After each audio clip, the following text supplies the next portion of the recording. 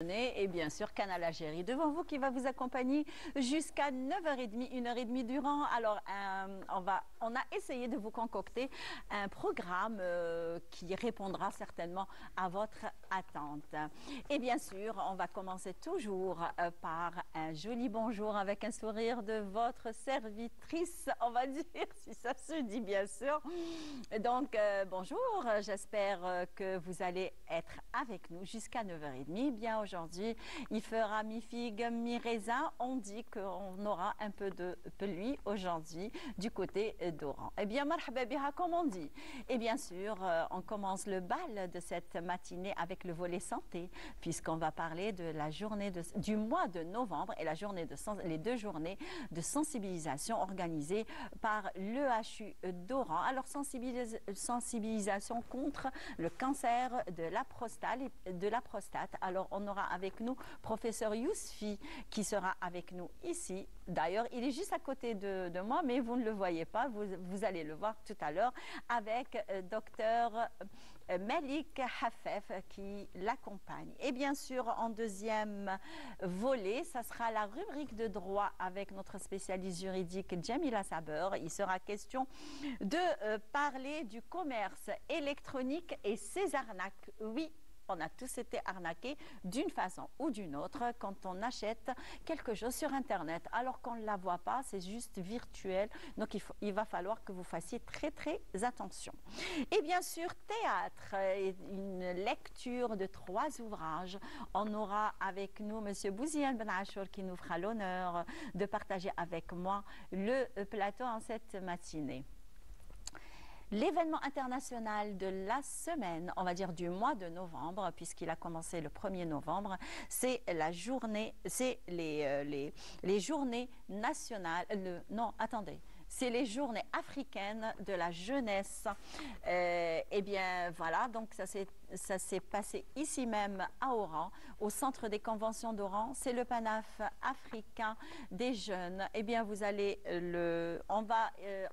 je vais partager avec vous le plateau avec des invités et pas des moindres. Ce sont des jeunes qui ont participé à ce grand événement international puisque il a été sous le slogan cette année, eh bien, éduquer une Afrique apte au 21e siècle.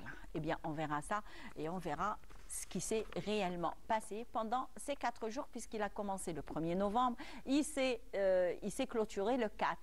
Eh bien, on verra. Aujourd'hui, on est le 6, donc on est toujours d'actualité.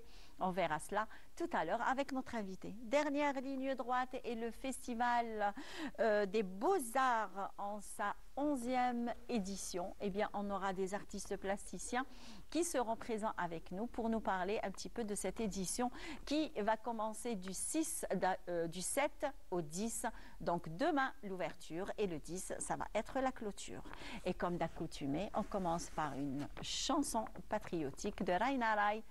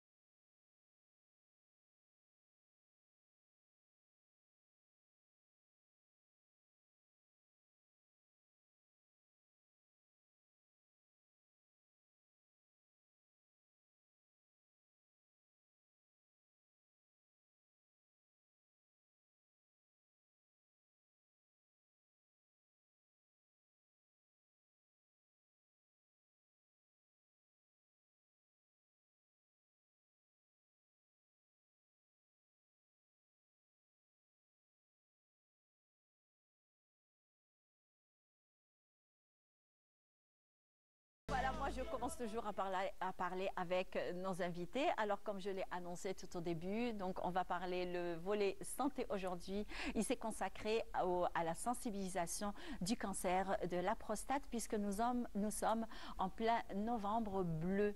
Eh bien, nous avons pour cela, eh bien, le meilleur invité d'ailleurs qui peut et qui est habilité à parler de ce sujet qui est très épineux, eh bien c'est Monsieur Moustapha Jamel Yousfi, c'est le professeur Moustapha Jamel Yousfi, chef de service d'urologie à l'EHU d'Oran.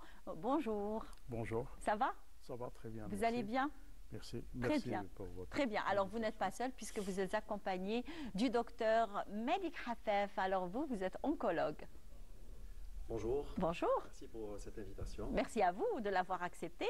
Donc, oui, je suis moi-même urologue avec professeur Yousfi au service. Je suis maître assistant en urologie. Très bien. Alors, ça veut dire que j'ai les bons invités pour répondre à nos questions. D'ailleurs, on va commencer par... vous avez organisé justement, le HU a organisé une campagne de sensibilisation contre le cancer de la prostate. Donc, vous êtes l'initiateur, je ne sais pas ce qui m'arrive, vous êtes l'initiateur justement de cet événement.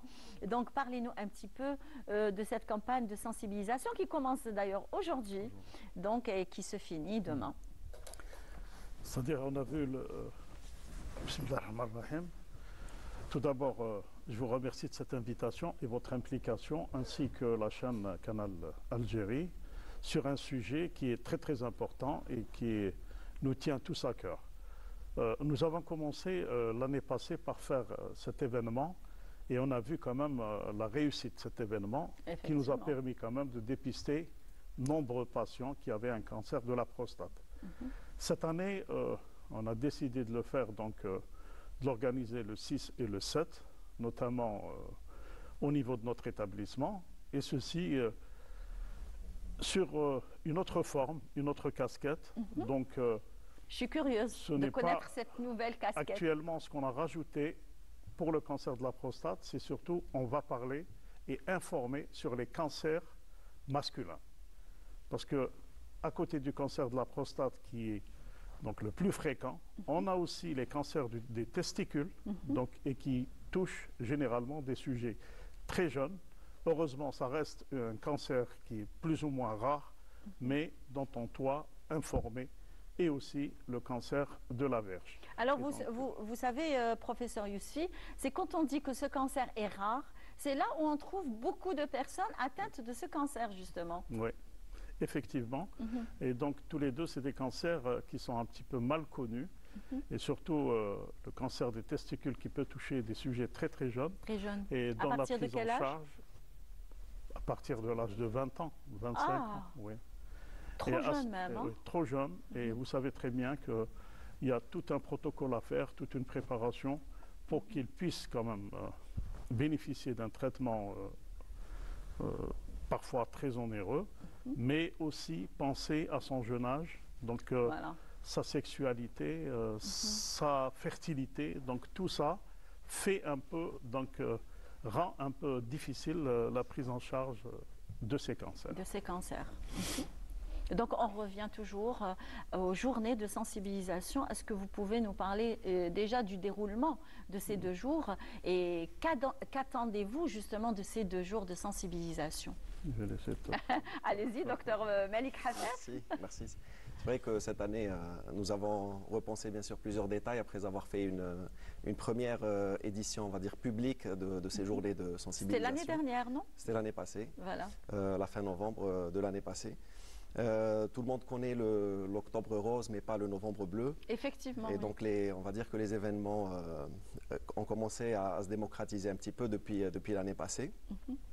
C'est le mois des cancers masculins et pas uniquement du cancer de la prostate. C'est en général. En général, voilà. Et en fait, cette année, nous avons renforcé la communication déjà à travers les réseaux sociaux, à travers les collectifs d'associations, pour informer et toucher le maximum de personnes par ces journées de sensibilisation, où on a installé des chapiteaux à l'entrée de l'hôpital, On va proposer bien sûr nos services d'information déjà, de sensibilisation. Les gens peuvent venir uniquement pour s'informer sur la pathologie.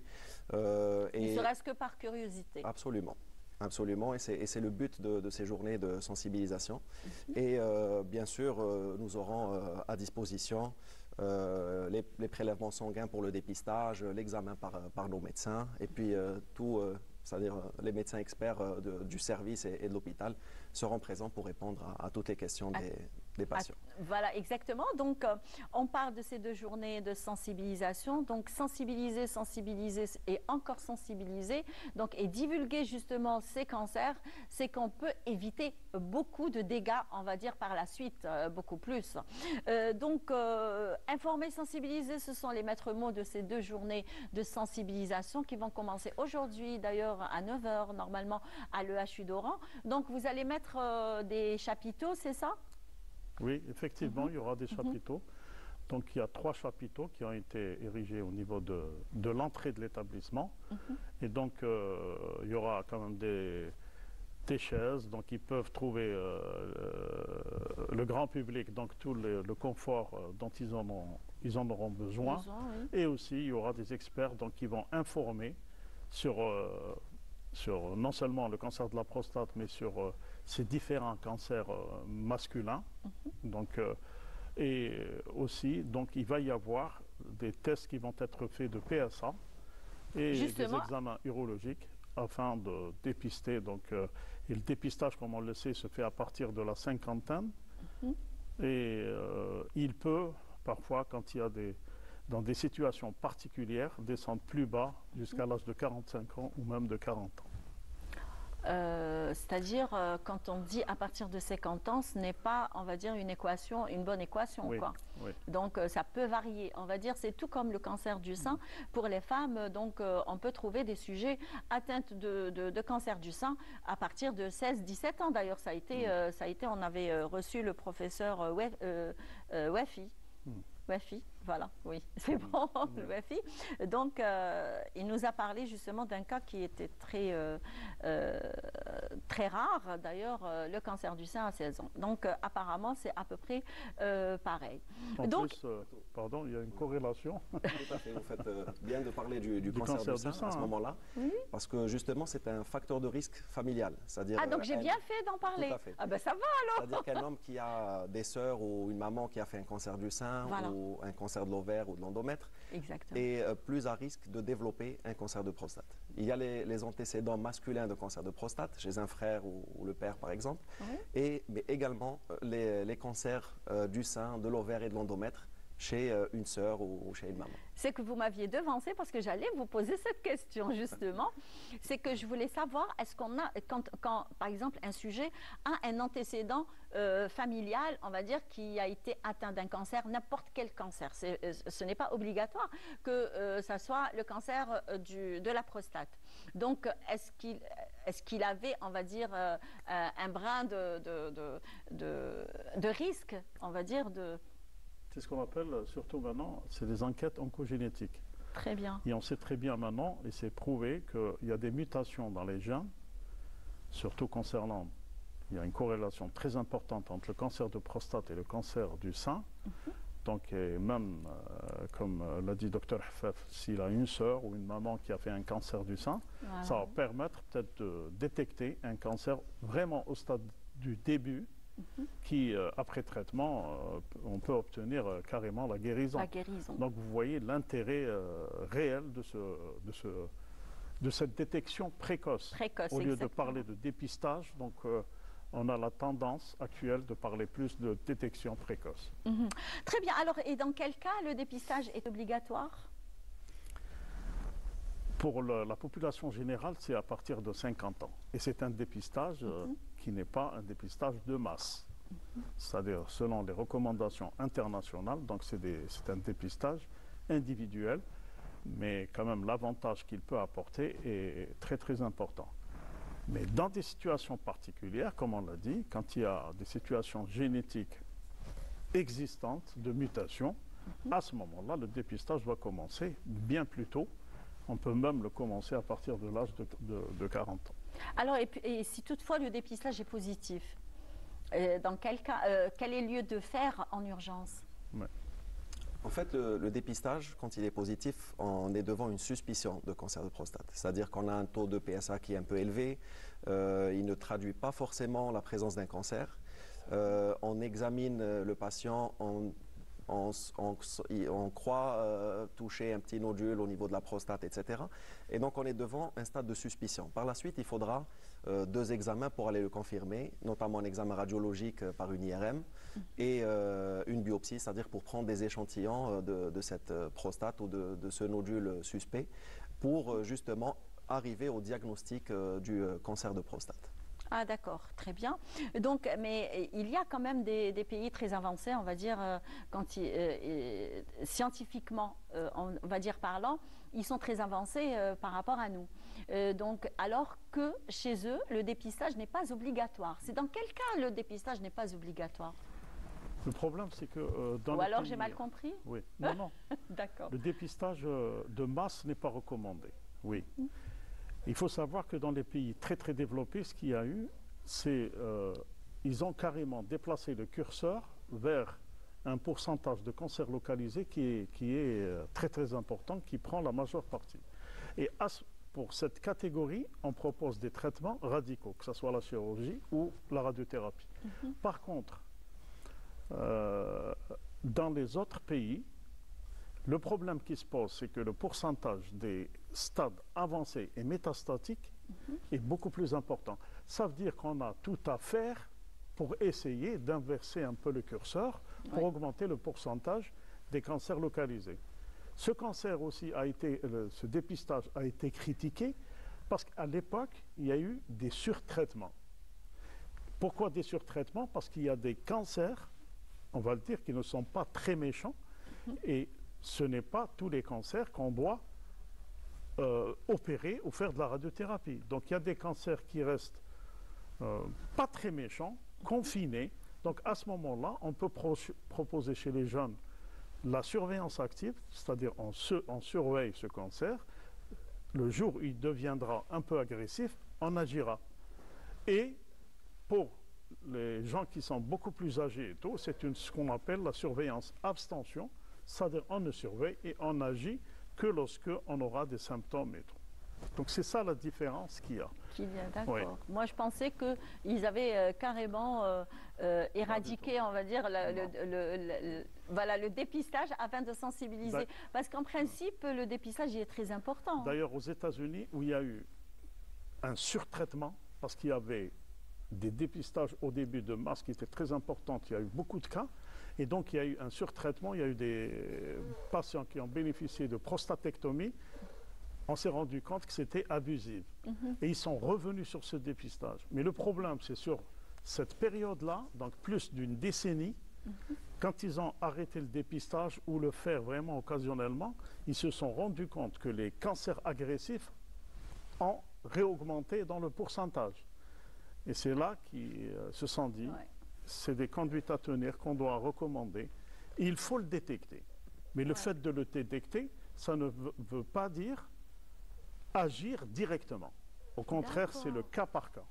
Ah ben oui, parce qu'on ne peut pas généraliser tous les cas en même temps. Toutes les formes qui sont identiques. Effectivement, effectivement. Alors quand on parle on va dire, de cancer de la prostate, quand on parle du mois de sensibilisation, donc comment prévenir le cancer de la prostate? Est-ce qu'il y a un moyen de prévenir le cancer de la prostate, Dr Hafef? Merci. En fait, il n'y a pas un moyen recommandé de prévention. On parle beaucoup d'alimentation, de facteurs de risque alimentaires, professionnels, tabac, obésité, etc. Mais en fait, la prévention primaire de ce cancer, c'est d'aller se faire dépister et détecter la maladie à un stade précoce. Il n'y a pas de recommandation pour manger telle ou telle chose pour prévenir justement l'apparition de ce cancer, même si ces facteurs de risque sont reconnus. Très bien. Alors, et quels sont les signes justement qui suscitent d'être inquiet? Justement, les signes qui suscitent d'être inquiet n'existent pas. Ah, voilà. Bah oui. C'est pour ça qu'on parle du dépistage ou de cette détection précoce. Oui. Parce que tout homme de plus de la cinquantaine peut faire un examen urologique et doit faire un dépistage avec un bilan, avec les analyses donc, concernant le PSA. Le problème, c'est que quand il y aura des signes urinaires, souvent, on n'est plus dans la période où on va proposer des traitements radicaux. Donc on a dépassé ce stade et ça veut dire que le cancer a pris tellement d'ampleur qu'il a un petit peu rongé toute la prostate et a entraîné des obstructions et des signes mictionnels, donc des troubles. Le patient va uriner fréquemment, aura peut-être des retentions. Donc à ce moment-là, ça veut dire que le cancer est très évolué par rapport au début. Parce qu'au début, souvent, ce cancer siège dans la périphérie de la prostate. Donc vous voyez, il est loin du canal de l'urètre. Donc à ce moment-là, il n'y a pas de signe évident. Il n'y a aucun signe.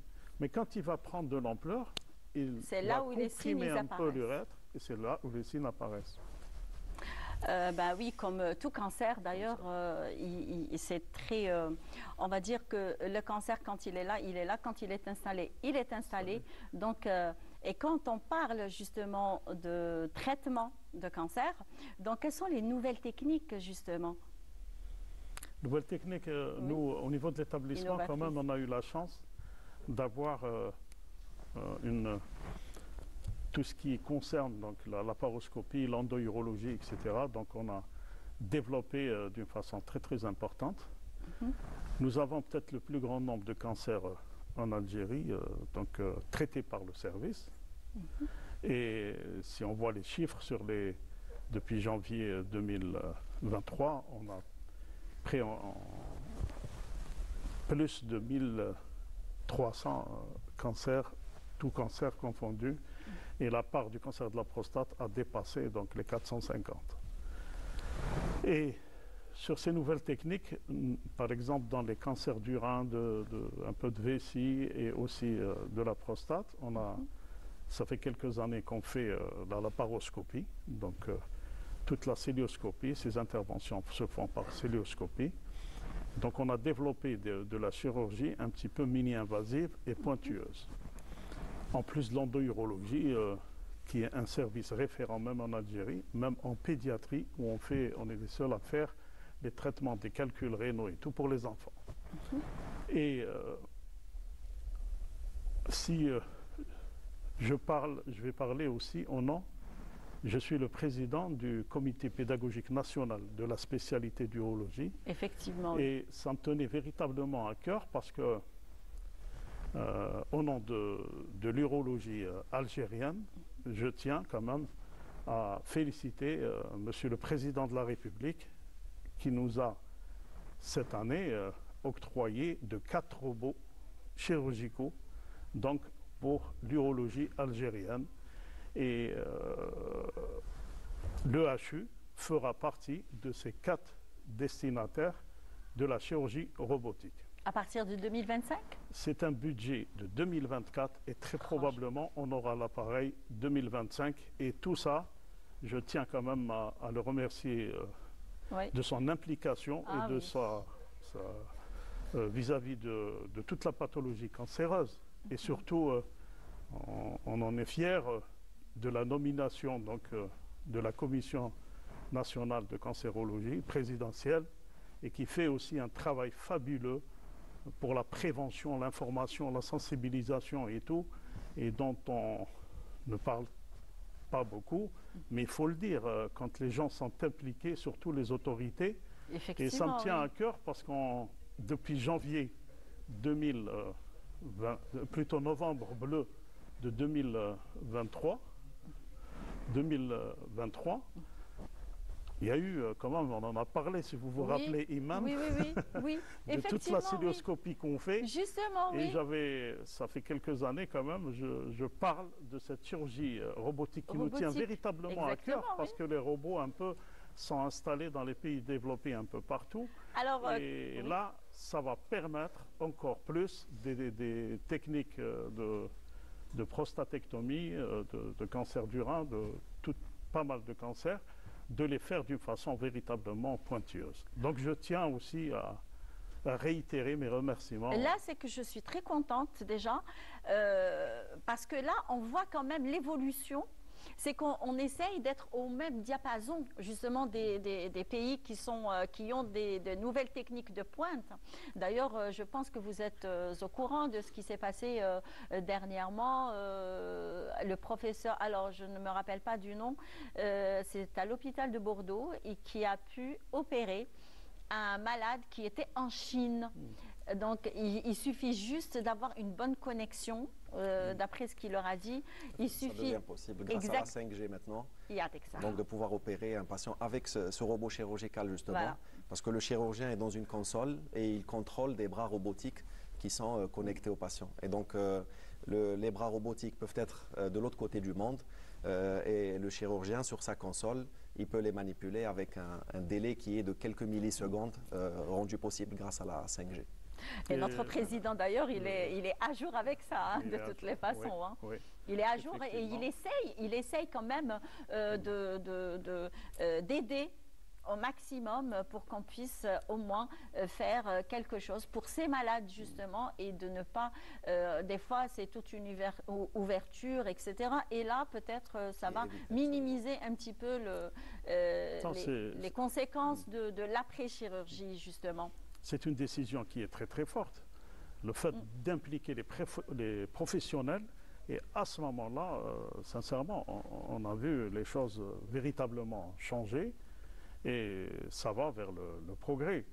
C'est vrai que par la suite, quand j'ai parlé du Comité pédagogique national de spécialité, ça veut dire que ça va permettre aussi la formation. Justement. Et ça, c'est très important.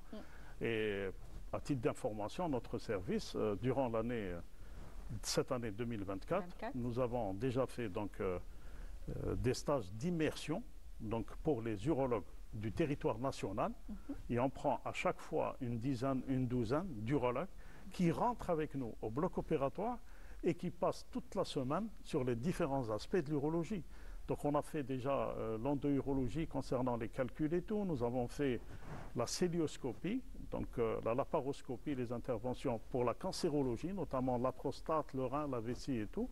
Et nous allons faire ce qu'on appelle l'urologie fonctionnelle, donc surtout chez la femme, quand elle a des fuites d'urine, etc. Donc ça se passe aussi, c'est des interventions par célioscopie ou par d'autres méthodes mini-invasives. Et on va à la fin décembre faire quand même un stage d'immersion concernant, parce qu'il faut voir aussi les séquelles. Donc il peut y avoir des traitements pour ces cancers de la prostate qui conduisent parfois à l'incontinence, et quand même le pourcentage est très réduit, hein. Donc des fuites d'urine qui peuvent être permanentes dans un certain pourcentage. Et pour ces personnes, il faut aussi agir pour les complications. Donc nous avons eu quand même les budgets nécessaires pour intégrer ces sphincters artificiels qui se font après le traitement des cancers, d'une part, et d'autre part, je parle aussi de la médecine sexuelle, qui est l'une des branches de l'urologie. D'urologie, exactement. Et cette médecine sexuelle, où on voit les cancers de prostate, parfois opérés et tout, qui ont une dysérection, ça veut dire qu'il y a des difficultés, ils ne peuvent pas avoir une érection normale. Et aussi, nous avons été quand même dotés du budget nécessaire donc pour l'acquisition de ces prothèses péniennes, soit gonflables, soit semi-rigides, donc pour améliorer la qualité, si on veut, la qualité de vie de ces patients, et ils peuvent vivre le plus normalement du monde. Et donc, voilà. Alors, juste une toute dernière question. Alors, quand on parle justement du dépistage du cancer de la prostate, c'est qu'on parle toujours, on ne peut pas contenir justement la PSA. Donc, qu'est-ce que c'est que la PSA ? Ou le PSA, attendez. Alors, le PSA, c'est un bilan biologique, c'est un antigène qui est spécifique de la prostate, prostate specific antigen. Et comme son nom l'indique, c'est une hormone ou c'est une protéine qui est sensible, qui est plutôt spécifique de la prostate et non pas du cancer de la prostate. C'est-à-dire que tout homme qui a une prostate, il a un taux de PSA qui varie de 0, à quelques unités. Et c'est en fait quand ce taux de PSA augmente au-delà de 3 ou de 4, qu'on commence à se poser des questions. C'est un test qui est fiable, on va dire, pour détecter le cancer de prostate, mais il n'est pas spécifique du cancer. Et donc, toute augmentation anormale du cancer du taux de PSA doit amener à un examen, à peut-être renouveler cet examen de PSA quelques semaines par la suite, ou de passer directement à une IRM prostatique afin de voir s'il y a ou non une tumeur suspecte. Très bien. Alors, juste une toute... on est à la fin justement de notre entrevue. Donc, aujourd'hui, vous commencez à 9 h du matin et qui va s'étaler jusqu'à quelle heure? Jusqu'à jeudi, donc vers 19h, 18h, 19h. Très bien. Et le message qu'on veut réellement passer, c'est que traiter précocement ce cancer de la prostate, c'est obtenir la guérison. Et donc, quand on parle de guérison pour un cancer, donc on voit cette importance. Oui. Donc, obtenir la guérison, on a des patients qu'on a opérés, ça fait plus de 20 ans, qui sont vivants, pas de problème, et qui sont restés dans leur famille. Ils vont très bien, et avec un suivi et tout. Donc, voilà la différence de ce cancer par rapport aux autres cancers des autres localisations, des autres spécialités. La prévention, c'est la guérison. On voit que c'est des cancers parfois beaucoup plus méchants, où il y a beaucoup de récidives, et même la qualité de vie, ou bien, si on veut voir, le pronostic vital est un petit peu calculé. Par contre, pris à temps, la prostate, on parle de guérison. Et ça, c'est un message très fort qu'on voulait véritablement passer pour sensibiliser tous les hommes et toutes les femmes aussi qui doivent amener leur homme à exactement, se faire oui, parce que c'est la femme qui s'occupe de tout ça. De tout ça, hein. Exactement, effectivement. Très bien, merci beaucoup, professeur Merci Yousfi. à vous. Merci. Je le rappelle que vous êtes chef de service urologie à l'EHU d'Oran. D'ailleurs, vous êtes venu avec cette casquette aujourd'hui. Donc, merci beaucoup, docteur Hafef. C'est un plaisir de vous recevoir sur le plateau de Bonjour d'Algérie. Donc, et puis, bon dépistage à tous les hommes. Donc, essayez d'être à l'EHU d'Oran aujourd'hui et demain. Donc, à partir de 9 h du matin, ça peut aller jusqu'à 17 h, 18 h, jusqu'à 19 h. Donc, le travail ne peut pas faire entrave justement au dépistage. Donc, allez-y. Ça ne veut pas dire dépister, ça ne veut pas dire que vous avez le cancer. Donc, c'est surtout juste un petit contrôle, on va dire. C'est comme si on contrôlait une petite allergie ou quoi que ce soit. Donc, et puis voilà. Donc, eh bien maintenant, on va vous emmener dans une balade à travers Oran.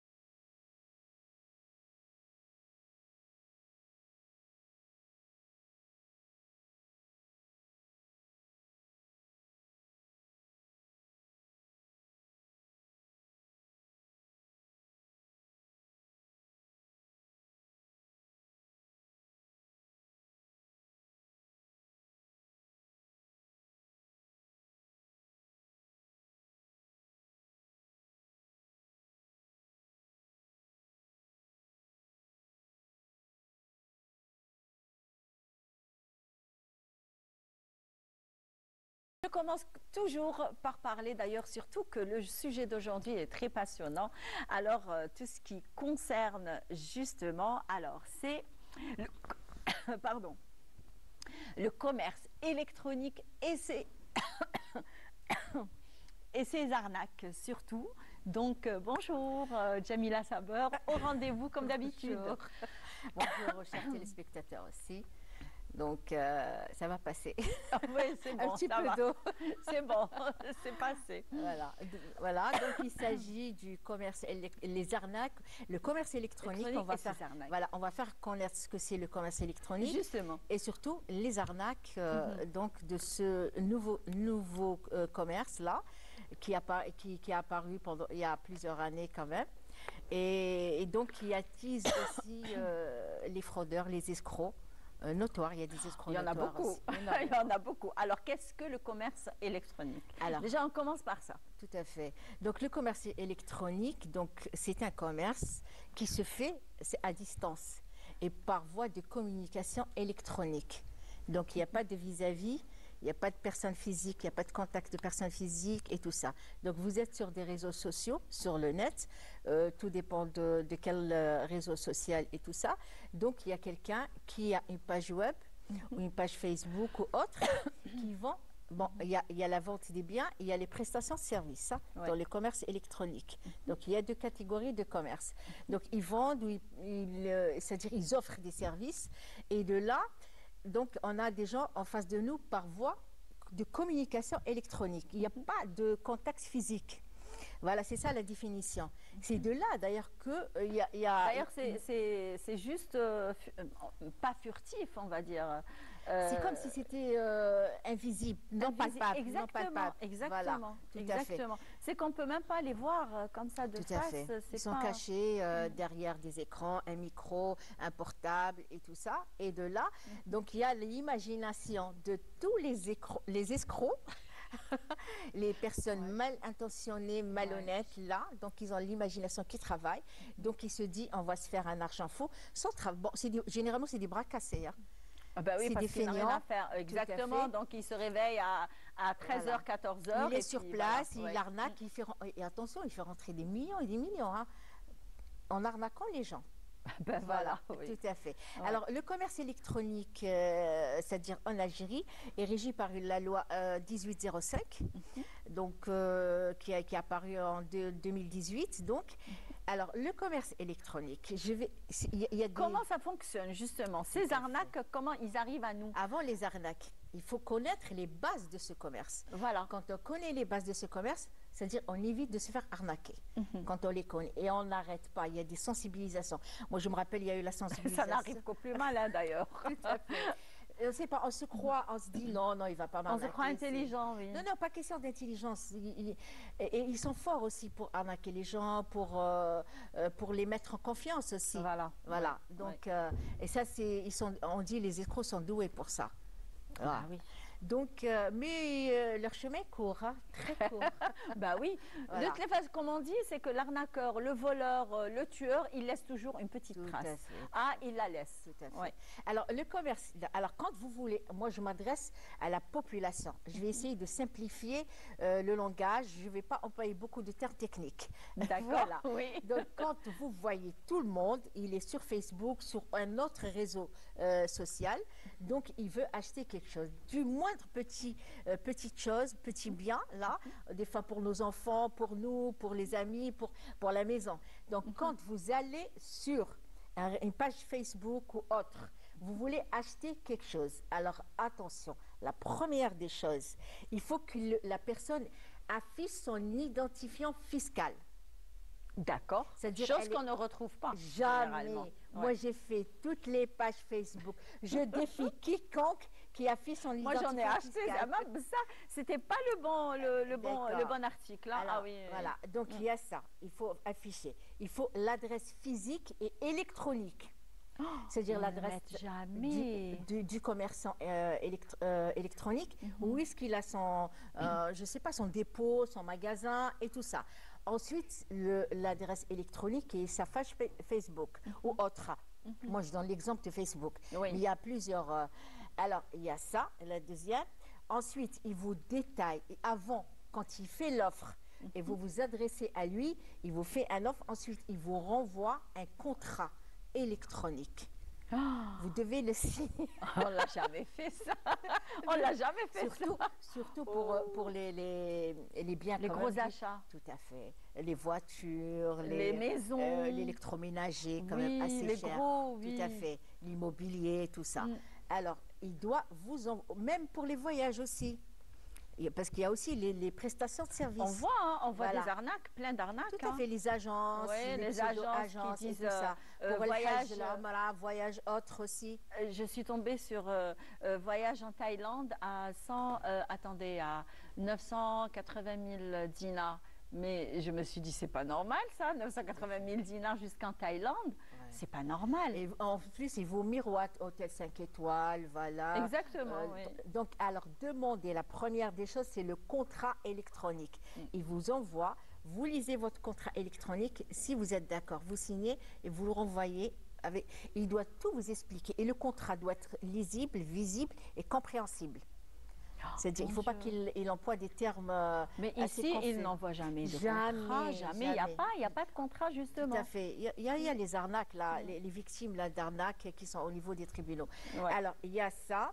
Ensuite, attention, il faut que ça soit. Ensuite, il doit mentionner, ça je l'ai trouvé dans certaines pages, parce qu'il doit vous mentionner les règles générales concernant ce commerce électronique, concernant la protection de vos données personnelles. Oh, mon Dieu, bah Parce oui. qu'il y a des gens qui envoient leur photocopie de carte nationale. Mon Dieu, ça c'est vrai, oui. La photocopie de la carte. Parce qu'ils demandent un dossier. Il y a des arnaqueurs qui demandent un Jamais dossier. je donnerai. Et ils font quoi avec ils vendent ces papiers pour les personnes qui usurpent l'identité, qui n'ont pas d'identité. On trouve beaucoup des personnes qui n'ont pas de papiers, qui sont étrangers, qui n'arrivent pas à avoir des papiers, un titre de séjour. Croyez-moi qu'on se fait vraiment Ou arnaquer. des espions aussi. On a Exactement. beaucoup Ah oui, surtout qui ces se faufilent derniers entre temps. ces Il faut ces faire très migrants et attention. tout ça. Mhm. Donc ça, ils les vendent. Ils les vendent, mais à prix d'or. Hein. Voilà. Donc les autres, ils se créent une identité par votre identité. Ils changent que la photo. Oh là là. Ils retirent des passeports, cartes nationales. Je vous ai dit pour les usurpations oui, il faut faire d'identité. très attention. Oui, effectivement. Oui. Il y en a énormément actuellement. Énormément. Parce que les gens envoient des photocopies de leur carte nationale, des copies de leur carte bancaire, de la carte de Algérie Post. Oui, Ils envoient même les extraits de naissance. Ça en suit. Alors, par un extrait de naissance, ils vont l'imprimer, ils vont C'est retirer personnel, beaucoup de choses. Voilà, il ne faut pas. Vous ne connaissez même pas qui est cette personne, qui est derrière ce micro. Si c'est un Effectivement, criminel, une personne C'est honnête. qu'on n'a rien de Rien cette du personne. tout. Oui. Alors ensuite, qu'est-ce qu'ils font? Ils doivent détailler ça pour la protection. Moi, j'ai vu quelques pages qui ont ça. Ils ont seulement ça. C'est-à-dire vos données sont protégées. Et là. Donc, alors moi, sincèrement, je trouve aberrant d'acheter, d'envoyer. Effectivement, on a des d'envoyer magasins, ces donc pièces il faut se d'identité. déplacer Tout à et puis fait. c'est tout. Hein. Voilà, tout à fait. Voilà. Alors là, ça commence l'arnaque. Ensuite, ils vous demandent de faire un versement. Ah, c'est Alors là, ça commence la vraie arnaque. c'est là où Voilà. il faut vraiment Oui. faire très attention. Ils font pression sur le client. sur le client. Le oui. consommateur électronique, ce qu'on le qualifie de consommateur électronique. Et généralement, toute la marchandise qui est vendue sur les réseaux sociaux, c'est une marchandise de très mauvaise qualité, Ah oui, oui. 2 fois plus cher si ce n'est pas plus. Ça m'est arrivé. Hein. Tout à fait. Ça m'est vraiment arrivé, oui. Alors, donc là, il demande le versement. Alors, quand le versement se fait, donc la personne, elle se dit non, il m'a donné son numéro de CCP, non, je vais le choper dans le cas. Non, il y a d'autres arnaqueurs, qu'est-ce qu'ils font? Il achète, par exemple, c'est l'arnaqueur, hein, il veut arnaquer cette personne. Il vend l'électroménager, il vend des voitures. Qu'est-ce qu'il fait? Il va acheter chez quelqu'un, par exemple, un portable. Il demande le numéro de CCP de ce vendeur de portable. Et là, il lui verse, par exemple, il lui verse une petite somme. Il obtient le numéro de CCP de cette personne. Il l'utilise. Il va arnaquer d'autres personnes. Il va lui demander le montant, par exemple un iPhone, je sais quoi, à 140 000 dinars. Il demande cette somme. Il lui dit verse-la moi sur le compte. Alors lui, il paye son portable en arnaquant cette personne. Oh là là. Ça, c'est la première catégorie.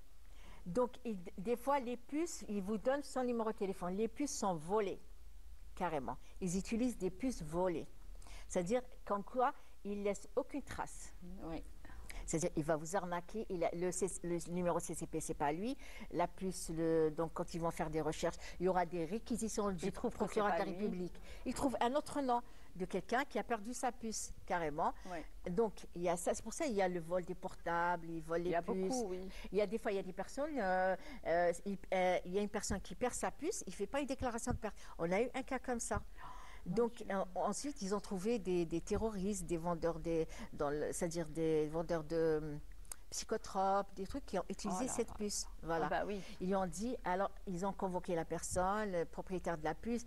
C'est pour ça qu'il faut vraiment, quand on perd notre portable, notre puce, donc il va falloir, c'est impératif d'aller déposer plainte ou alors d'aller signaler qu'on a perdu notre téléphone ou alors il a été volé ou alors ou autre. C'est-à-dire on n'est plus en détention de ce numéro de téléphone ou alors de ce portable. Alors la deuxième catégorie, il dans son CCP, c'est-à-dire dans sa tête, il va amasser le maximum d'argent, il va faire la belle.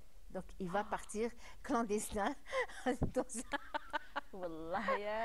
il se sauve carrément. Comme on dit, carrément. Voilà. Oui. Il tape, il prend tout ce qu'il amasse, tout ce qu'il peut comme argent en arnaquant. Et il s'installe à l'étranger. Il s'installe à l'étranger. Ensuite, maintenant, ils sont plus malins, ils connaissent, ils maîtrisent la loi plus que quelqu'un d'autre. Même s'il y a un mandat d'arrêt, il attend la prescription pour entrer. Alors, d'ailleurs, on va parler dans un petit moment sur cette prescription. D'ailleurs,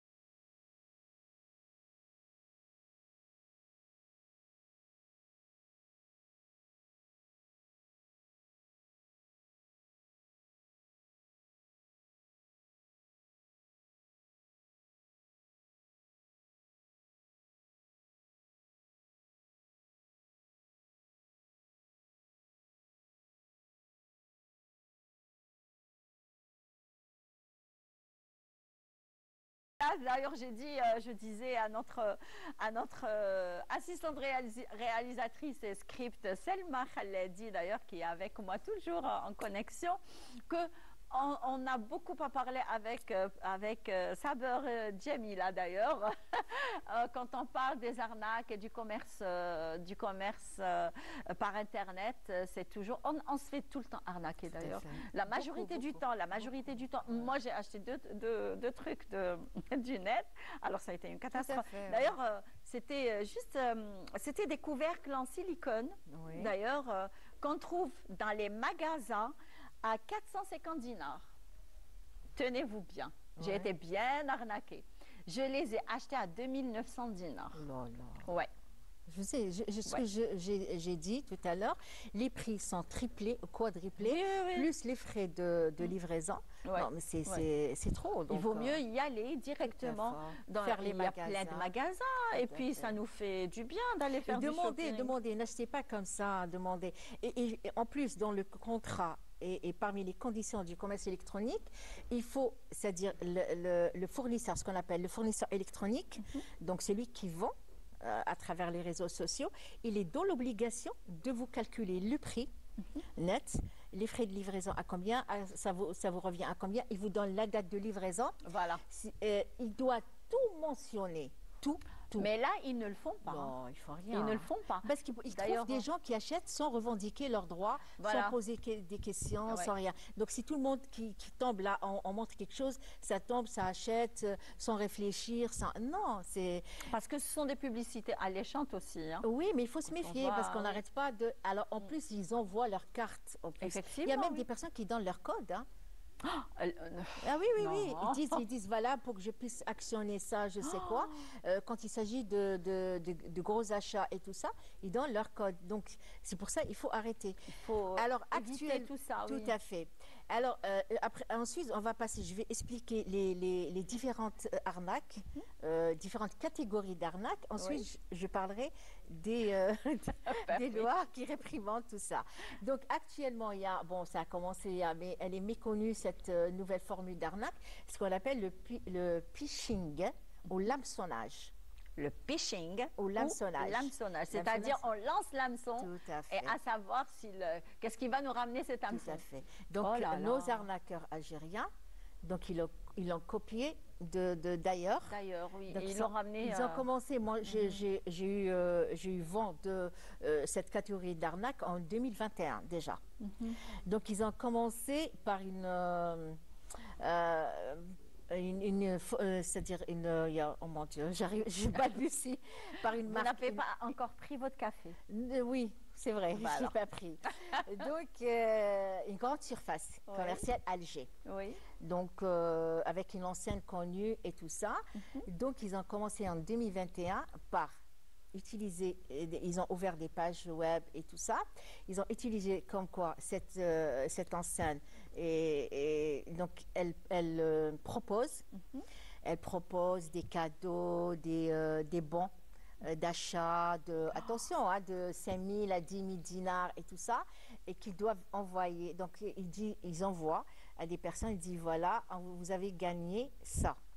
Alors, la personne, c'est alléchant, comme vous l'avez dit. Donc, elle répond tout de suite.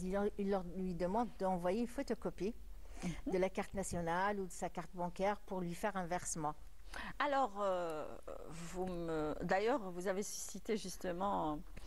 je viens de me réveiller, on va dire. Il y a 3 jours de cela, il y a 2 ou 3 jours de cela, j'ai reçu un message comme quoi il y a une certaine émira de je ne sais pas où, et puis qu'elle me verse, attendez, l'équivalence de 640 millions de dinars internes. Attendez, hein, c'est une aide. Elle a trouvé qu'il fallait qu'elle par hasard, elle est tombée par hasard. Donc, veuillez nous envoyer votre carte, la photocopie de votre carte bancaire pour qu'on puisse vous faire un virement.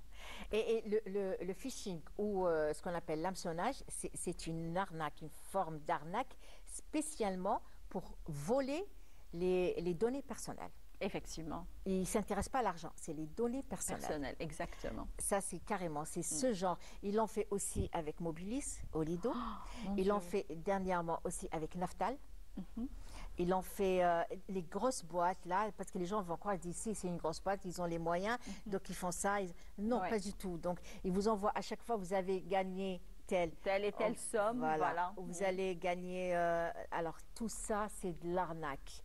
Attention, Mon Dieu, ne oui. répondez pas. Ah bah oui. Voilà. Et n'appuyez même pas sur Sur le truc les vu. liens qu'ils envoient. Ah oui, parce que des que fois, ils envoient des liens. des Alors, piratages. tout à fait, c'est pour pirater vos données personnelles. Vos données personnelles sont vendues Effectivement. pour des oui. usurpations d'identité. Mon Dieu. Carrément. Il faut faire très, très attention. Donc on risque de trouver deux Iman Mahrougaras, on risque de trouver Si c'est pas deux plus. Sabeur Jamila. Voilà, si c'est pas... Voilà, Alors, ouais. n'achetez plus aussi, ce que je ne cesse de le répéter, Ouais. quand vous allez acheter une puce, achetez de chez l'opérateur. Effectivement, N'achetez pas de chez pas quelqu'un d'autre. des magasins. Tout à Voilà. fait. Parce qu'il y a eu une fois aussi, il y a eu parce que quand on achète, on délivre une photocopie de carte nationale, Ah bah oui. pièce d'identité. Donc on peut savoir qui est le détenteur de cette Tout à fait. puce. Alors, ou- il y a des gens qui ont acheté dans un cyber des puces. Ah bah oui. Alors, la dame qui gérait ce cyber a pris les photocopies des pièces d'identité et elle les a vendues. Ah, Oui, aussi? oui, dans la région d'Oran. Oh là Oui. là. Alors, Bah oui. alors qu'est-ce qu'ils ont fait? Elle les a vendues. Ils ont créé des sociétés fictives avec leurs pièces d'identité. Ça fait peur, hein? Ils ont Oui, ça fait peur. vraiment peur. Ils ont créé. oui. Donc, comment les gens ont su c'est-à-dire leur identité a été usurpée après enquête, hein, Ouais. parce Comment qu'ils ils étaient ont là et les impôts. Oh, C'était des impôts de milliards et milliards. oh là là. Tout à fait. Parce qu'ils créent des sociétés fictives, ils importent, ils font. Donc il y a des impôts, il y a des taxes douanières et tout ça. Ensuite, au niveau des impôts, ils vont voir qui a, c'est-à-dire la carte nationale usurpée, Ah bah volée. oui. Et tout ça, donc ils envoient l'huissier de justice ou les convocations, ils passent les affaires qui passent directement par le tribunal. Exactement, oui. Et c'est pas de moins de 20 ans, hein. Voilà, parce que des fois c'est des sommes colossales, hein, à des Oh milliards et là tout ça. là, oui. Donc c'est comme ça qu'ils ont su. Donc il y a eu 1, 2, 3, 4. Donc une enquête a été ouverte. Donc ils ont fait une enquête minutieuse. Par les membres de la PJ, la police judiciaire. Donc ils ont trouvé que toutes ces personnes ont acheté des puces de ce cybercafé qui était géré par cette dame. Mais de toutes les façons, ils trouvent toujours l'origine. Tout hein. à fait. Parce tout à que fait. ils arnaquent, certes, vous arnaquez, certes, vous prenez beaucoup d'argent, certes, mais après, c'est que vous êtes vraiment Mais eux, ce que je dis, dans je leur le tête, réitère, ils pensent que c'est voilà, l'esprit que tout criminel. le monde est bête, Tout à fait. sauf eux, ils sont Voilà. super intelligents. Tout à fait. Mm. Donc, parce que quand on vole, bon, il y a certains qui utilisent des puces volées, mais on arrive Il y a toujours un. il y ça a demande toujours du temps des fois. Bah oui. Voilà. Bah oui. Ils arrivent quand même à se tromper, à faire une erreur. Ils la font. Tout L'erreur, à fait. ils la font. Tout Que à ce fait. soit le criminel, il laisse toujours une trace Tout à fait. de son crime. D'ailleurs, fait. sur le lieu du crime, il laisse toujours une trace à hein, qui dit qui est le suspect, on va dire numéro 1, on va dire. Tout Et à après, fait. ce sont les enquêtes qui se font par la police, la gendarmerie, ainsi de suite. Donc, et là, c'est que ces arnaques suscitent notre inquiétude parce que c'est très, très important et on ne sait pas qui nous arnaque et qui arnaque qui déjà dans cette histoire. Alors, qu'a prévu le législateur? Tout à fait. Ah, on arrive au point le plus important. Tout à fait. Qu'a prévu le législateur? Donc, toutes ces arnaques rentrent dans le cadre de ce qu'on appelle l'escroquerie, النصب والاحتيال. عبر مواقع التواصل الاجتماعي. Donc, les escroqueries et arnaques électroniques. Déjà, avant de savoir qu'a prévu le législateur, donc quelles sont les démarches à faire pour déposer plainte contre X, on va dire? Déjà, quand on commence c'est-à-dire à négocier ou on contacte quelqu'un pour un achat électronique, il faut faire des captures d'écran. Ah oui, systématiquement. Tout. Même des messages vocaux, tout. Des captures d'écran. Demandez cette personne, essayez de lui demander où elle est, où est son dépôt, où est son magasin. Bon, ils vont mentir, c'est certain. Mais faites des captures d'écran de tout. tout ce qui, c'est-à-dire tout le dialogue qui se fait entre vous deux, Oui. ou vous trois, ou je ne sais. Il faut le Donc, faire. il faut faire des captures, n'effacez rien. Gardez ça au moins comme trace. dès le Voilà. début. Une fois qu'on Parce se que sent... ça peut servir après. Tout à fait. Donc après, qu'est-ce qu'ils font? Gardez l'image, c'est-à-dire de la page web, tout ça. Une fois qu'on se sent... Parce qu'après, ils bloquent ils bloquent Il bloque les intervenants. Oh là là. il les bah bloque oui, ils carrément, sont- donc il les bloque à tous les niveaux, sur WhatsApp, sur tout, donc il les bloque. Il y a d'autres personnes qui appellent avec d'autres numéros. Oh là. Ah, donc des fois ils répondent, hein. Ils sont Oh, tellement... Mais ils sont vraiment. Ouais, limite. Voilà, Ouais. parce qu'il y a l'appât de Le culot arnaquer qu'ils ont. encore. Le culot qu'ils Tout ont. à hein. fait. Mm. Voilà. Donc ils disent non, je vais répondre parce que je vais avoir une autre victime. Et notre victime, exactement. Voilà. bah Je vais ouais. amasser le plus d'argent. Donc ils répondent, il y a d'autres personnes. Donc les personnes, il faut enregistrer tout ce qui se passe entre vous, parce que là, on n'est pas en train d'enregistrer quelqu'un juste pour une atteinte à sa vie privée. Non, là, on est en train d'enregistrer, de filmer un arnaqueur, un escroc. Voilà. Ah bah oui, Donc, vous filmez la communication, la transaction qui se fait entre effectivement, vous deux et il tout faut ça. tout prendre en photo. Voilà. Alors, dès que vous avez tout ça, il ne répond pas, vous savez, donc vous avez compris qu'il y a une arnaque, vous avez Ah, été dis, ça arnaqué. c'est certain jusqu'à, comme on dit en arabe, ماشي حتى يقولوها لنا. Tout à fait. Donc, vous allez déposer Ouais. plainte auprès du procureur de la République territorialement compétent. Si il n'habite pas loin, moi, c'est-à-dire des fois, je préfère aller Des fois, dans c'est son interwilaya. fief. Voilà. Parce que des fois, ça demande du temps. Je vais dans son fief, je vais faire des... Bon, il y a des hommes qui le font, hein, parce qu'ils sont tellement hors d'eux. Ouais. Il y a un problème. Cette arnaque, elle a un impact moral aussi, hein, pas Bien seulement matériel. Hein. Mais bien sûr, Voilà. bien sûr. Si- C'est pas l'argent. Tout Des à fois, fait. des fois, on t'arnaque dans 10 000 dinars. Bon, 10 000 dinars, c'est Tout pas à de la... fait. C'est de l'argent, certes, mais même moi, personnellement, je n'aime pas être arnaquée, même pas pour un dinar. Tout à fait, voilà. C'est malhonnête. Bah Donc oui, on se sent c'est agressé. mon argent. Voilà, on se sent agressé. Donc c'est pour ça que je dis il y a un impact moral déjà. Donc ça, c'est pour ça des fois quand on demande en matière de dédommagement, on demande un dédommagement matériel Oui. et psychique aussi. Ah bah oui, Parce que la personne souffre, elle est malade, elle dort elle pas. souffre Voilà. psychologiquement. Et pourquoi j'ai fait ça? Donc Comment se elle se fait-il culpabilise. Oui, comment la se fait-il victime. que j'ai pu Voilà. justement me faire céder- avoir de la sorte? Voilà. Voilà. Et céder à à, fait.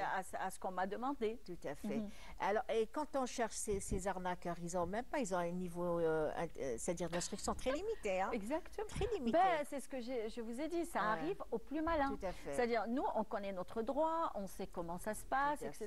fait. Et on a été déjà arnaqué. Hein. Oui. Donc, Oui, tout le monde, hein, oui, tout le oui, monde, tout le monde oui, a été arnaqué. oui, oui. Donc il y a l'arnaque, il n'y a pas seulement achat et tout, il y a les prestations, les agences de voyage, Voilà. par exemple pour les voyages, pour le Hajj, pour l'Amra, pour la location de je sais quoi. De voiture, par voilà, exemple, voiture ou autre, pour location d'appartement. pour les événements aussi. Pour les événements, Voilà. oui. Donc il y a tout ça.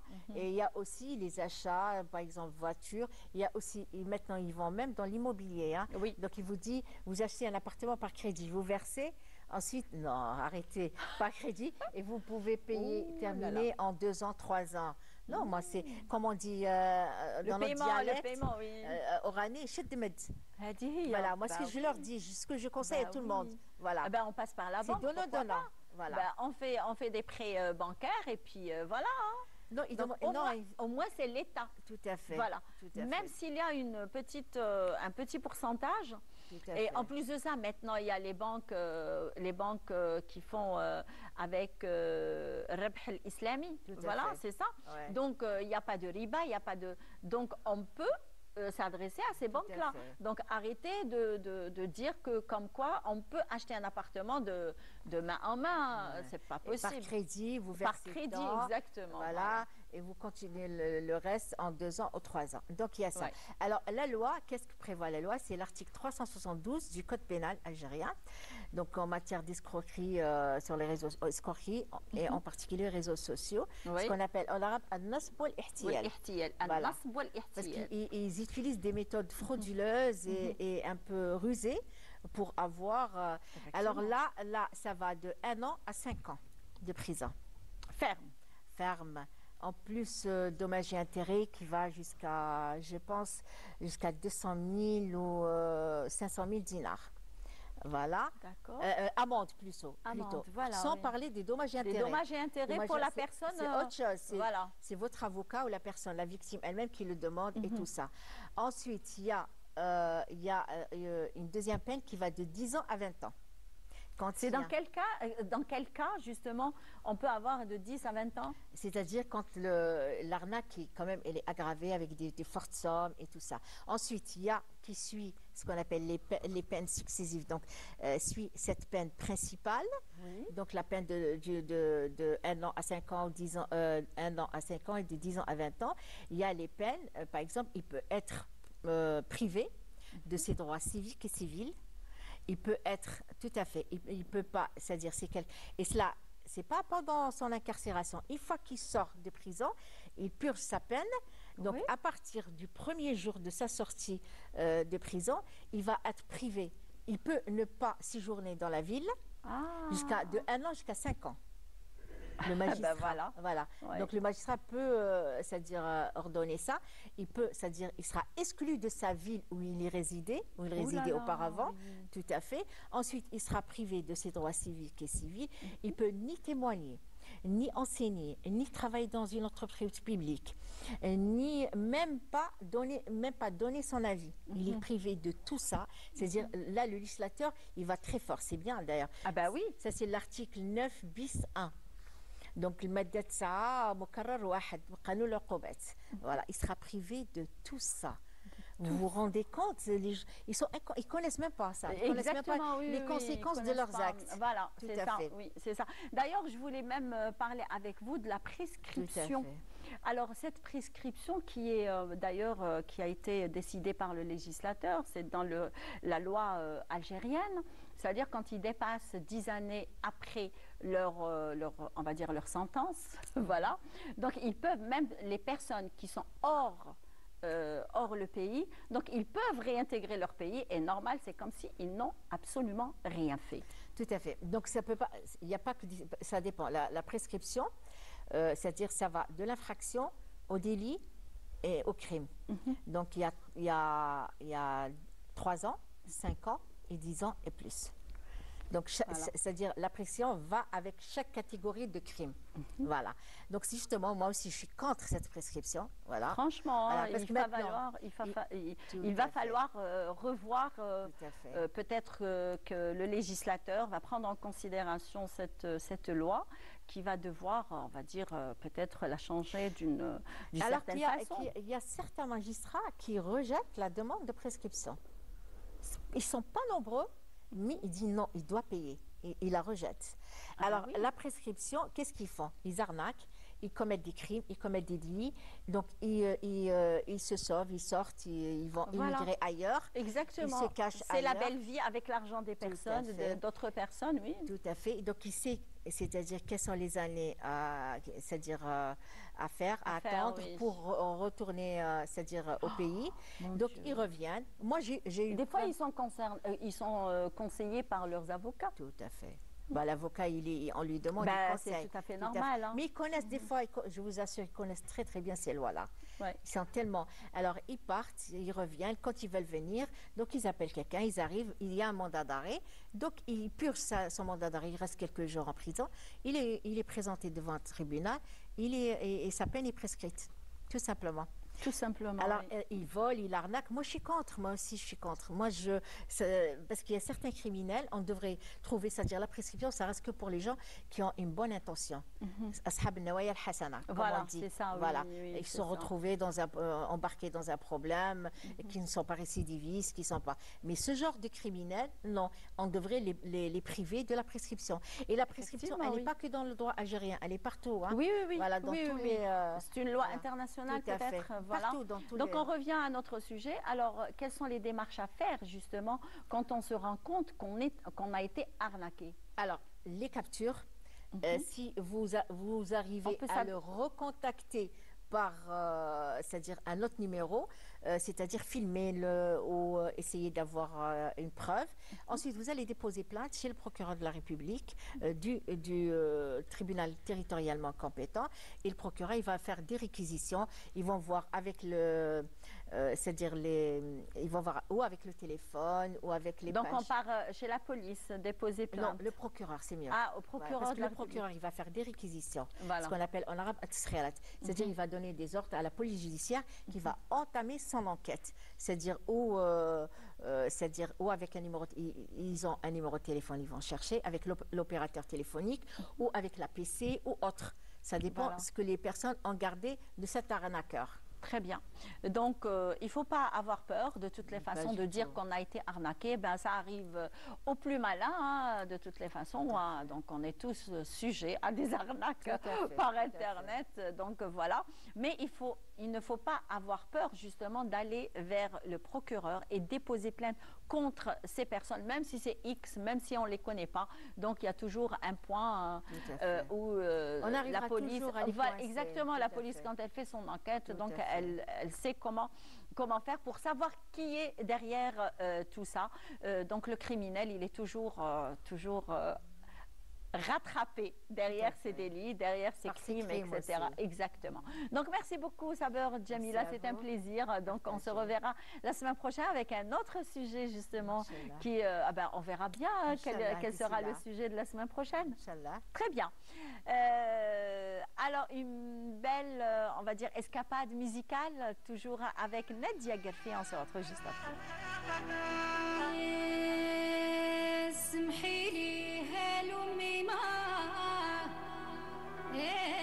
اسمحي لي في الجهادية اسمح الباب وليدي مرسولة من عنده العالية جينا من عين مليلة 7 أيام على رجلينا أوصلنا للجبال كم بينا أو فرنسا تركال علينا الكرطوشي قطع صدرنا البهط وقازت لها رجلينا رجال تموت بلا شي فينا والسمحي لي هالحنينا والسمحي لي هالأمي ما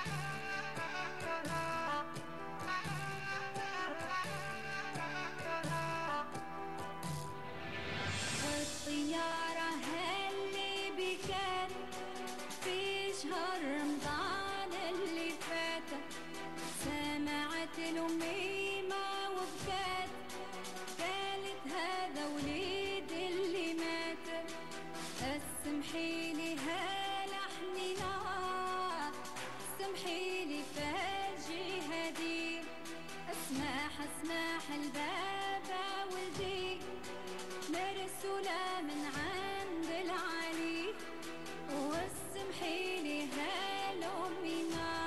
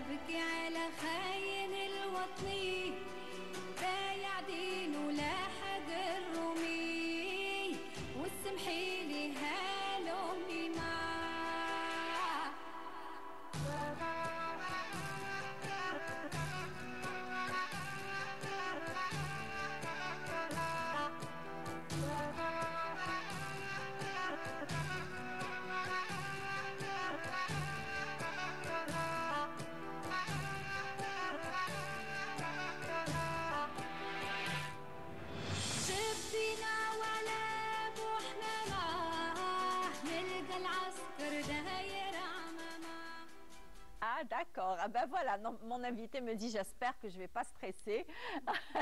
Au moment opportun, je vais pouvoir m'exprimer bien et m'adresser aux téléspectateurs. Eh bien oui, nous sommes à la dernière ligne droite de cette matinée. Il faudrait que je dise aussi que M. Bouziane Ben Achour n'a pas pu venir, donc j'espère qu'il va bien. Et malheureusement, le haut comité des jeunes, le haut conseil voilà, de la jeunesse, ils n'ont pas pu venir. Ben, on verra pourquoi après, après notre émission, on verra pourquoi ils n'ont pas pu être présents. Alors voilà, par contre, les organisateurs de la 11e édition du Festival des Beaux-Arts, eh bien, la représentante est là. C'est une jeune, pas des moindres jeunes, puisqu'elle est artiste plasticienne en même temps. Donc, on va connaître un petit peu les dessous de cette 11e édition. Bonjour, c'est Mariam Ghallay. Bonjour. Comment allez-vous? Très bien, merci. Ça va, vous n'êtes pas stressé? Non, ça va, ça va. Ah ben voilà, et elle écoute Haïfa. Non. Très bien, alors parlez-nous un petit peu de cette tenue de ce festival. Alors, c'est la 11e édition des arts plastiques. C'est un événement national, exposition nationale, hommage pour l'ancien directeur de l'école des beaux-arts régionale d'Oran, M. Meki Abdelrahman. Meki Abdelrahman, voilà. D'ailleurs, il est venu à maintes reprises au Bonjour d'Algérie. Donc, eh bien, c'est une grosse perte justement pour l'école des beaux-arts, pour les beaux-arts et pour même les artistes. Voilà, pour l'art algérien en général. Ça. Oui, oui. Voilà, le salon, Inch'Allah, le vernissage, ça sera demain, jeudi le 7 novembre, à partir du 15h. Et ça dure, Inch'Allah, 4 jours, le dimanche, le 10 jusqu'au novembre. 10. Oui, le 10 novembre. La clôture, ça sera tenue à 15h. Et ça se passe où? Le festival se passe où? C'est à la Maison de la Culture, Zdour Brahim, à Karkenta. C'est à côté de la cathédrale d'Oran. Très bien. Donc, c'est au centre-ville. Donc, c'est accessible à tous les visiteurs, on va dire, qui pourront. Les amateurs d'art, ils seront. Alors, il y a des sculpteurs, il y a des. Quels sont les participants qui vont participer justement à cette 11e édition? Ce sera des artistes peintres d'Oran, bien sûr, presque 50 artistes peintres d'Oran et 25 artistes hors wilaya d'Oran. Ah, c'est bien. Oui, il y a des grands peintres, des titres grands comme l'artiste El Haj Tahar d'Alger, l'artiste de Miss Mohamed Annaba, l'artiste, je ne viens pas à dire. Il y en a beaucoup. Voilà, il y en a beaucoup. La liste est très longue. Oui, c'est ça. Et le programme, ça commence, Inch'Allah, avec le vernissage le premier jour. Le deuxième jour, ça sera une sortie touristique, pédagogique. Ah, c'est bien, c'est bien. Aller se balader pour faire montrer un petit peu la beauté d'Oran à des personnes qui ne la connaissent pas. Peut-être ils viennent, alors les participants, ils viennent de quelle ville, de quelle région, on va dire? Il y a Annaba, il y a le sud, il y a Alger, il y a Belabès, Timouchent, Tbessa, le Rouat. C'est presque. Eh bien, ça va être une belle balade pour ces personnes qui ne connaissent pas, pour ces artistes, justement, qui ne connaissent pas Oran. Donc, ils vont découvrir le Behia. Voilà, les sous sites, toutes ces coutures. Alors, vous allez. Quel est le circuit? Le patrimoine d'Oran et les sites touristiques. Les sites historiques aussi. Oui, c'est ça. Donc, ils vont monter jusqu'au fort de Santa Cruz. Oui, c'est ça. Et le troisième jour, samedi, à partir de 10h, ça sera le workshop ou bien la performance de l'artiste de Miss Mohamed. On invite justement les artistes ou bien les amateurs. Alors, quel est le titre du workshop? C'est la technique de Demis. Il a sa technique. Sa propre technique. On peut dire l'art contemporain abstrait. C'est joli, ça. Oui. Voilà. D'accord. Et est-ce que vous allez faire une formation? Est-ce qu'il y a des ateliers animés par des professionnels? Voilà, justement, ça c'est le premier atelier, ça sera à 10h. Oui. Après, il y aura des ateliers libres qui veulent dessiner, bien peindre sur des toiles. Et aussi, il y a le spécial de ce salon, c'est l'atelier des enfants à partir de 10 ans à 15 ans qui vont interpréter le tableau de Meki Abdelrahman. Voilà, c'est ça. Comme ça, les enfants vont découvrir l'art abstrait et l'art de... Vous allez les maquillage initier justement à l'art plastique. à l'art plastique. Oui. Très bien. Alors vous, en tant que justement, vous êtes artiste plasticienne, vous voulez rajouter Ajouter le D'accord. programme pour ne pas oublier, là, on va préparer un support mobile, genre une fresque. C'est un travail collectif. Ah, ça doit être magnifique. Voilà, les artistes vont participer au choix ou bien pour faire une fresque pour l'évolution 70e, l'évolution de l'Algérie. Ah bah oui, l'anniversaire du déclenchement de la révolution algérienne du 1er novembre. Donc cette année, c'est 70 ans. Ce mois qui est sacré, ce mois qui est glorieux, ce mois qui nous rappelle qu'il y a eu quand même millions shahid. Et puis ils ont donné de leur vie, ils ont donné de leur famille, ils ont donné de leur sang aussi. Donc ils ont consacré leur vie au pays, à l'Algérie. Et ils nous ont donné aussi l'exemple du dévouement pour la patrie. Oui. Ça, c'est très, très judicieux d'avoir intégré. De toutes les façons, c'est toute l'année. C'est toute l'année où on fête, on va dire, le 70e anniversaire. Donc, ça nous fait rappeler Ahmed Zabana, le premier guillotiné, Ahmed Taleb, Ahmed Taleb, Zaddour Brahim. Alors, même, il y a beaucoup de femmes aussi, Hassiba Ben Bouali, on va dire beaucoup. On ne peut pas juste citer un nom ou deux noms ou trois noms parce que ce sont des milliers de chouhada qui ont donné de leur vie, comme je l'ai dit tout à l'heure. Donc, et là, puisqu'on parle justement du 70e anniversaire et on parle aussi de l'art plastique, on parle du festival en sa 11e édition, eh bien on va voir un petit peu les tableaux de Myriam Ghallei parce qu'elle n'a pas pu les ramener puisqu'ils sont accrochés, ils se préparent justement eux aussi pour le festival. Voilà. Alors parlez-nous, est-ce qu'on peut un petit peu marquer des arrêts devant chaque tableau, s'il vous plaît? Voilà, très bien. Alors, parlez-nous un petit peu de votre technique de peinture. Là, je vois des visages, je vois des couleurs, je vois de... Alors, vous exprimez... Voilà. J'ai commencé à peindre en 2010 et j'ai jamais arrêté de faire l'art et de faire la peinture. Et c'est pour ça que j'ai touché plusieurs techniques, plusieurs sujets.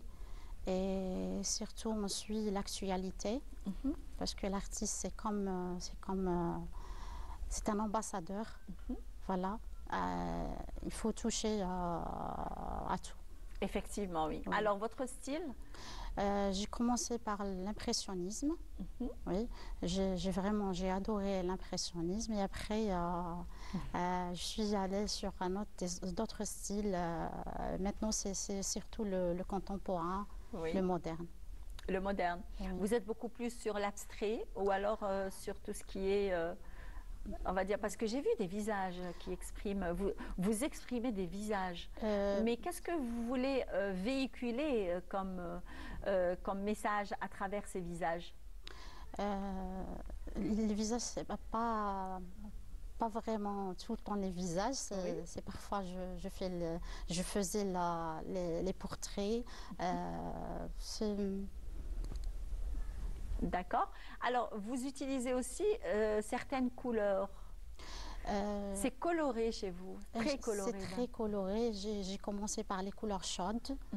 Et après, je pense que l'artiste, il se laisse... Mais il ne reste pas sur une gamme. Il aime bien le changement. C'est avec les périodes de vie, je sais pas. Ah, c'est périodique. C'est ça, oui. D'accord. Des fois, c'est les couleurs chaudes, des fois, c'est les couleurs pastel, des fois, c'est les couleurs froides. Ça dépend à quel moment il peint, c'est ça? Parce que des fois, quand vous peignez, on va dire en plein hiver, donc vous êtes... Bon, c'est vrai, l'hiver, c'est plein printemps. Ah, vous, c'est en plein printemps, d'accord. Donc, vous aimez bien les couleurs, les fleurs, Oui, c'est ça surtout.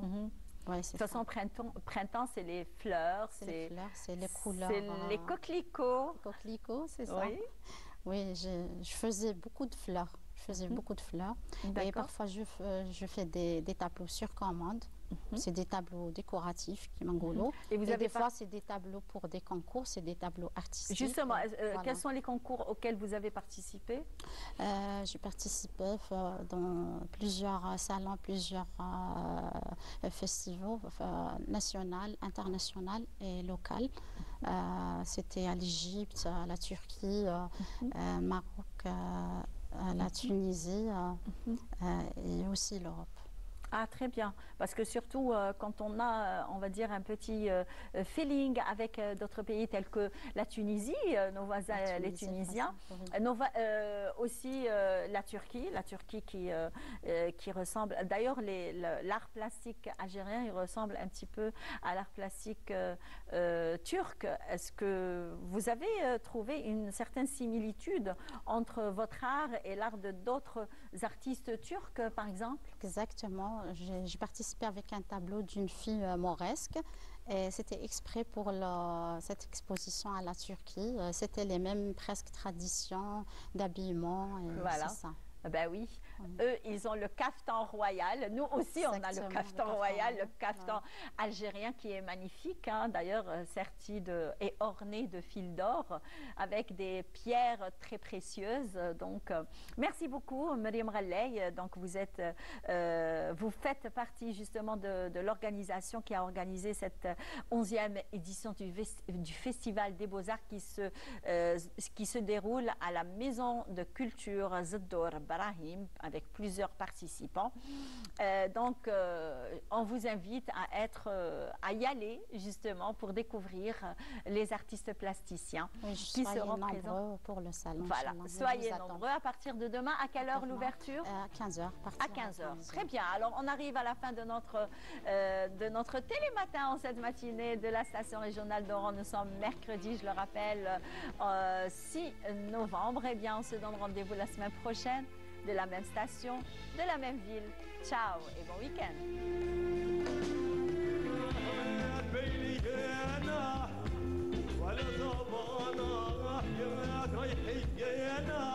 يا